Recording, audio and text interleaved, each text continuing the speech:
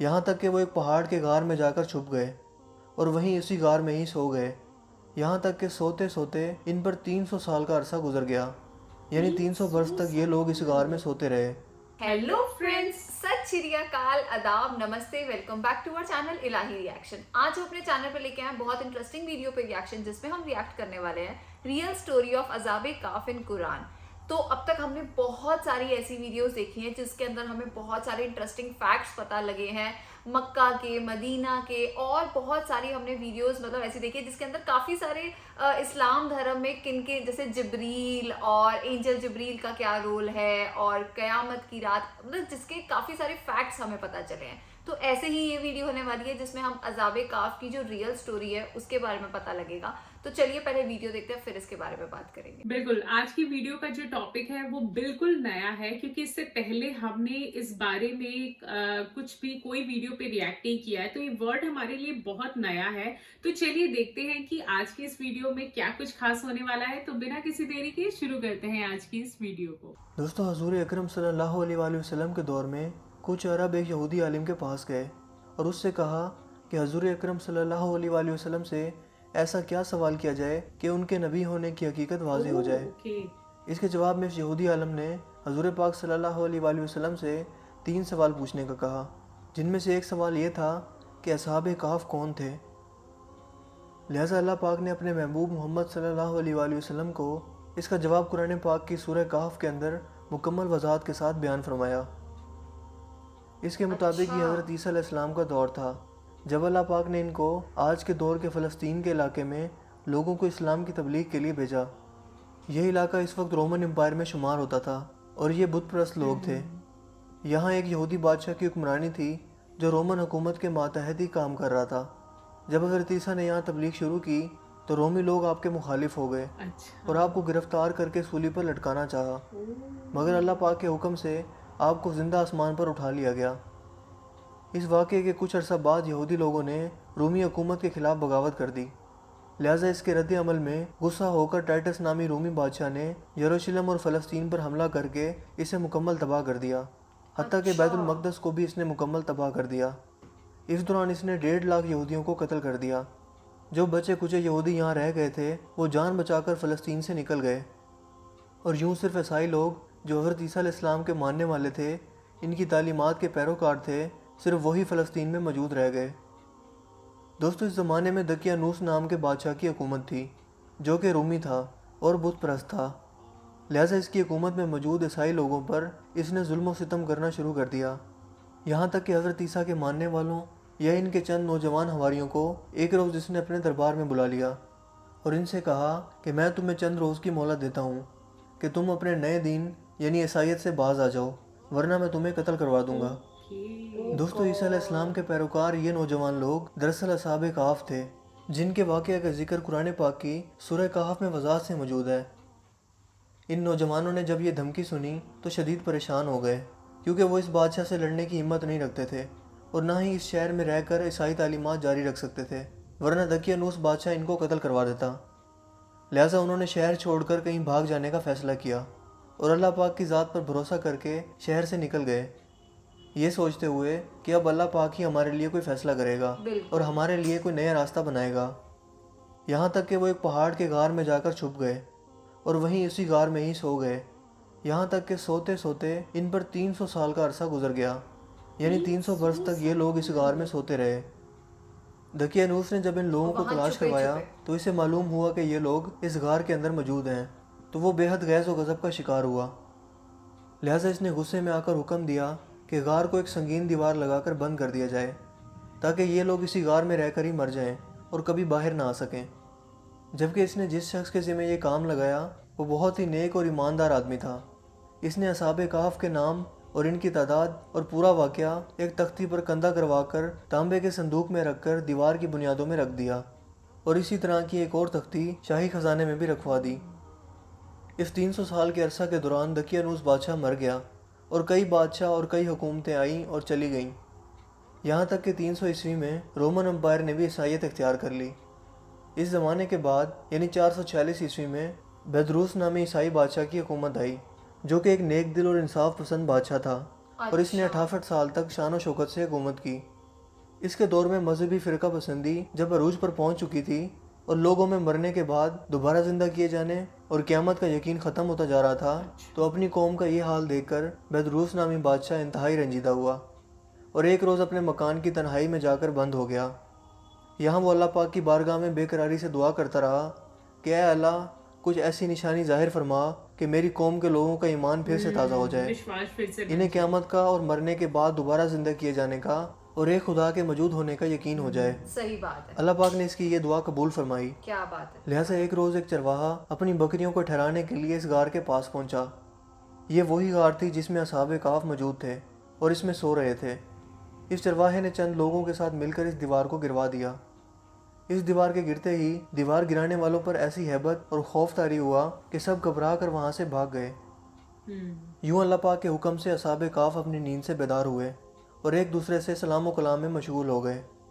جب انہیں بھوک لگی تو اپنے ایک ساتھی جس کا نام یملیخا تھا، اس سے کہا کہ تم بازار جا کر نہایت خاموشی سے کھانا لے کر آؤ اور یہ بھی معلوم کرنا کہ دقیانوس ہم لوگوں کے بارے میں کیا ارادہ رکھتا ہے۔ جب یملیخا غار سے نکل کر بازار پہنچے تو یہ دیکھ کر حیران رہ گئے کہ شہر میں ہر طرف اسلام کا چرچا اور بول بالا نظر آ رہا ہے، حتیٰ کہ لوگ اعلانیہ حضرت عیسیٰ علیہ السلام کا کلمہ پڑھ رہے ہیں اور ان کی تعلیمات پر عمل بھی کر رہے ہیں۔ اس کشمکش میں یملیخا ایک دکان پر کھانا لینے کے لیے پہنچے اور کھانے کی قیمت کے بدلے میں دقیانوسی زمانے کا سکہ دکاندار کو دے دیا، جو کہ ظاہر ہے 300 سال پہلے کا تھا اور اب بند ہو چکا تھا، حتیٰ کہ اس کو کوئی پہچاننے والا بھی باقی نہ رہا تھا۔ اچھا، دکاندار نے یہ سکہ دیکھا تو اس کو شک ہوا کہ شاید اس شخص کو کوئی پرانا خزانہ مل گیا ہے، لہٰذا اس نے یملیخا کو سپاہیوں کے سپرد کروا دیا تاکہ وہ ان سے خزانے کے بارے میں پوچھ گچھ کریں۔ یوں سپاہیوں نے یملیخا کو پکڑ لیا اور ان سے سوال کرنے لگے کہ بتاؤ وہ خزانہ کہاں ہے۔ جواب میں یملیخا نے کہا کہ میرے پاس کوئی خزانہ موجود نہیں ہے، یہ ہمارا ہی روپیہ ہے۔ سپاہیوں نے کہا کہ ہم کیسے مان لیں، کیونکہ یہ سکہ تو 300 سال پرانا ہے جبکہ تم لوگ ابھی جوان ہو، لہٰذا سچ سچ بتاؤ کہ معاملہ آخر کیا ہے تاکہ اس کا کوئی مناسب حل نکالا جا سکے۔ جواب میں یملیخا نے کہا کہ پہلے مجھے یہ بتاؤ کہ دقیانوس بادشاہ کا کیا حال ہے۔ سپاہیوں نے یہ سنا تو جواب دیا کہ آج اس نام کا کوئی بادشاہ پوری روئے زمین پر موجود نہیں ہے، مگر ہاں سینکڑوں سال پہلے اس نام سے ایک بے ایمان بادشاہ گزرا تھا اور وہ بت پرست تھا۔ یہ جواب سن کر یملیخا ششدر اور پریشان ہو کر رہ گئے اور بتایا کہ ابھی کل ہی تو ہم اس کے شر سے اپنا ایمان اور جان بچا کر بھاگے تھے اور میں اور میرے ساتھی قریب کے ایک غار میں چھپ گئے تھے، جبکہ میرے باقی ساتھی اس وقت بھی اس غار میں موجود ہیں۔ تم لوگ میرے ساتھ چل کر خود ہی ان کو کیوں نہیں دیکھ لیتے؟ جب سپاہی اور شہر کے لوگ ایک کثیر تعداد میں اس غار کے پاس پہنچے تو اصحاب کہف یملیخا کے انتظار میں تھے کہ انہوں نے آنے میں بہت دیر کر دی اور شاید یملیخا کو بادشاہ نے گرفتار نہ کروا لیا ہو۔ جب غار پر بہت سے آدمی پہنچے اور شور و گل سنائی دینے لگا تو اصحاب کہف سمجھے کہ شاید دقیانوس کی فوج ہمارا تعاقب کر کے غار تک آن پہنچی ہے، لہٰذا وہ اللہ پاک کے ذکر و اذکار اور اس کی حمد و ثنا میں مصروف ہو گئے۔ سپاہیوں نے غار پر پہنچ کر وہ تانبے کا صندوق برآمد کر لیا اور اس کے اندر سے تختی کو نکال کر پڑھا تو وہاں اصحاب کہف کے نام اور یہ لکھا ہوا تھا کہ یہ مومنوں کی جماعت ہے اور اپنے دین کی حفاظت کے لیے دقیانوس بادشاہ کے خوف سے اس غار میں پناہ گزین ہوئی ہے، اور دقیانوس نے غصے میں آ کر اس غار کے منہ کو بند کروا دیا ہے، لہٰذا جب کبھی بھی یہ غار کھلے تو لوگ اصحاب کہف کا حال یہاں سے معلوم کر سکیں۔ سپاہی یہ دیکھ کر حیران و پریشان رہ گئے اور جب کچھ سمجھ نہ آیا تو اپنے بادشاہ بیدروس کو اصحاب کہف کی اطلاع دی۔ بیدروس بادشاہ نے جب یہ خبر سنی تو فوراً اپنے عمرہ اور عمائدین شہر کے ساتھ اس غار پر پہنچ گیا۔ اصحاب کہف نے غار سے نکل کر بادشاہ سے تمام واقعہ بیان کیا۔ بیدروس نے سجدہ گزار ہو کر اللہ پاک کا شکر ادا کیا کہ اے اللہ، میری دعا قبول ہوئی اور آپ نے ایسی نشانی ظاہر فرما دی کہ انسان موت کے بعد زندہ ہونے کا یقین ضرور کرے گا۔ اس کے بعد اصحاب کہف نے بیدروس بادشاہ کو دعا دی کہ اللہ تمہاری بادشاہی میں برکت عطا کرے، اور سلام کرنے کے بعد دوبارہ اسی غار میں واپس چلے گئے اور دوبارہ وہیں جا کر سو گئے جہاں سے بیدار ہوئے تھے۔ لہٰذا اسی نیند کی حالت میں اللہ پاک نے ان اصحاب کہف کو موت دے دی۔ بادشاہ بیدروس نے سال کی لکڑی کا صندوق بنوا کر اصحاب کہف کی لاشوں کو اس میں رکھوا دیا۔ بیدروس بادشاہ نے غار کے منہ پر ایک مسجد بھی بنوا دی اور سالانہ ایک دن مقرر کر دیا جب لوگ اصحاب کہف کی قبروں کی زیارت کے لیے آیا کرتے تھے۔ دوستو، اصحاب کہف کی تعداد کے بارے میں علماء کرام کی بہت سی رائے پائی جاتی ہیں۔ حضرت عبداللہ بن عباس فرماتے ہیں کہ اصحاب کہف کی تعداد 7 ہے، جبکہ 8واں ان کا کتا تھا۔ जबकि इनके नामों में भी काफ़ी इख्तलाफ मौजूद है।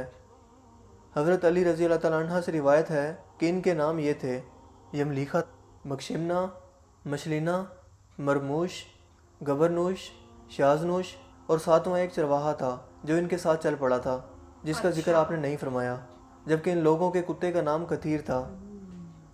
दोस्तों, यहाँ सोचने की बात यह है कि आखिर ऐसा कैसे मुमकिन हुआ। असहाब कहफ पर वक्त असरअंदाज क्यों नहीं हुआ और ना ही इनके जिस्मानी खदोखाल में कोई तब्दीली वाक़या हुई, जबकि इनके आसपास 300 साल का वक्त गुजर गया। 300 साल। साइंसी तौर पर अगर इसकी वजाहत करें तो ऐसा तब मुमकिन हो सकता है जब थ्योरी ऑफ रिलेटिविटी के मुताबिक इस गार में जहां असहाब कहफ लेटे हुए थे, इस जगह का ग्रेविटेशनल फील्ड गार से बाहर मौजूद जगहों से बिल्कुल कम हो गया हो या फिर तकरीबन ख़त्म हो गया हो।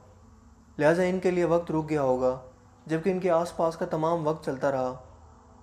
बज़ाहिर एक ही फ्रेम ऑफ रेफरेंस के होते हुए ऐसा नामुमकिन नज़र आता है, मगर तमाम जहानों के अल्लाह की पालने वाले रज़ा रब में के हुआ लिए, ऐसा। जिसके हाथ में दुनिया और कायनात का निज़ाम मौजूद है, कुछ भी नामुमकिन नहीं है।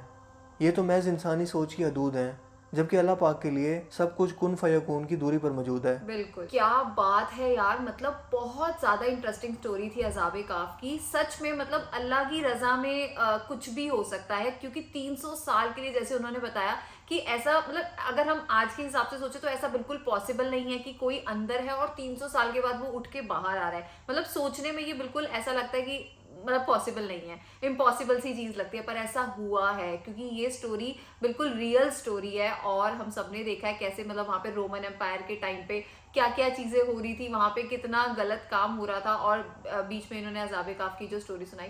सच में मुझे बहुत अच्छी वीडियो लगी आज की। वाकई में आज की वीडियो बहुत हमारे लिए न्यू कंटेंट तो था ही साथ जो पूरी स्टोरी थी वो बहुत इंटरेस्टिंग थी।